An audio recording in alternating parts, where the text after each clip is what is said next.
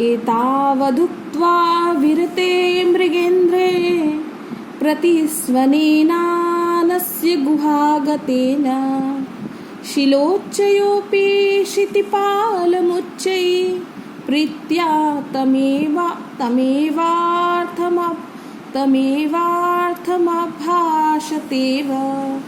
एतावदुक्त्वा विरते मृगेन्द्रे प्रतिस्वनेनास्य गुहागतेन शिलोच्चयोऽपि क्षितिपालमुच्चैः प्रीत्या तमेवार्थमभाषतेव। देखो, इस श्लोक में कवि कालिदास की कल्पना है,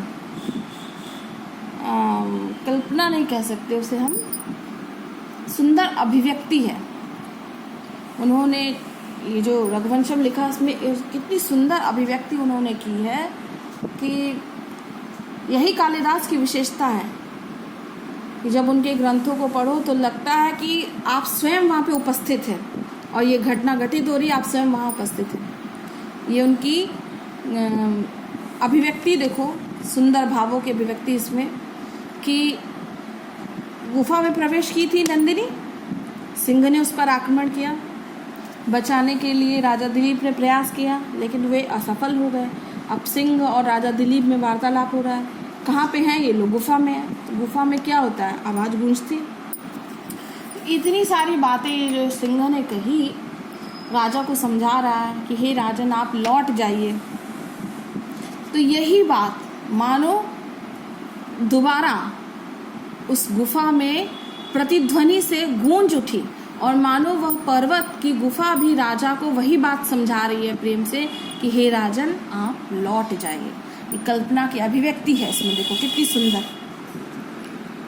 एतावदुक्त्वा विरते मृगेन्द्रे, मृगेन्द्र सिंह, सिंह के एतावदुक्त्वा विरते, इतना कहकर विरते चुप हो जाने पर, मृगेन्द्रे सिंह के एतावदुक्त्वा, एतावत इतना ही, उक्त्वा कहकर, एतावत इतना, उक्त्वा कहकर विरते चुप हो जाने पर, शिलोच्चयोऽपि वह पर्वत ने भी, अस्य गुहागतेन प्रतिस्वनेन, पर्वत ने भी अस्य गुहागतेन, इसकी गुफा में व्याप्त, इसकी गुहा में व्याप्त, प्रतिस्वनेन प्रतिध्वनि से, मानो पर्वत ने भी गुफा में व्याप्त प्रतिस्वनेन प्रतिध्वनि से क्षितिपालम राजा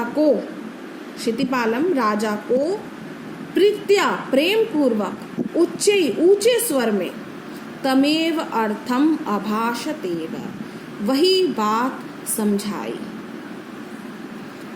मृगेन्द्रे सिंह के एतावत इतना, उक्त्वा कहकर, विरते चुप हो जाने पर, शिलोच्चयोऽपि पर्वत ने भी, अस्य गुहागतेन इसकी गुफा में व्याप्त, प्रतिस्वनेन प्रतिध्वनि के माध्यम से, जो गुफा में आवाज गूंजती है तो उस प्रतिध्वनि के माध्यम से क्षितिपालम राजा दिलीप को प्रीत्या प्रेम पूर्वक ऊंचे स्वर में, जोर से गूंजती है ना ध्वनि, तो ऊंचे स्वर में तमेव अर्थम वही बात अभाषतेव समझाई, कही।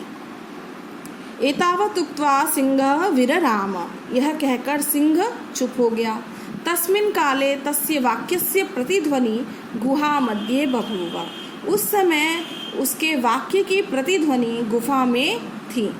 तदेदानीं प्रतिभाति,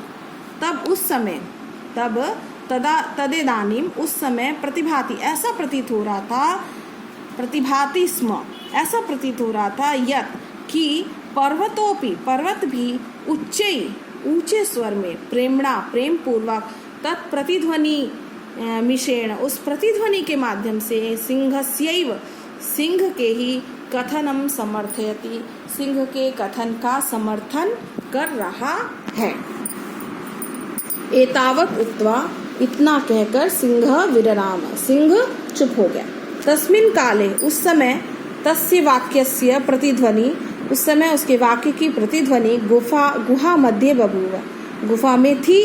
तदिदानीं प्रतिभाति स्म, उस समय ऐसा प्रतीत हो रहा था यत् कि पर्वतोपि, पर्वत भी ऊंचे स्वर में प्रेमणा, प्रेम पूर्वक तत्प्रतिध्वनि मिश्रेण, उसकी प्रतिध्वनि के माध्यम से सिंहस्यैव कथनम, सिंह के ही कथन का समर्थयति, कथन को समर्थन कर रहा है।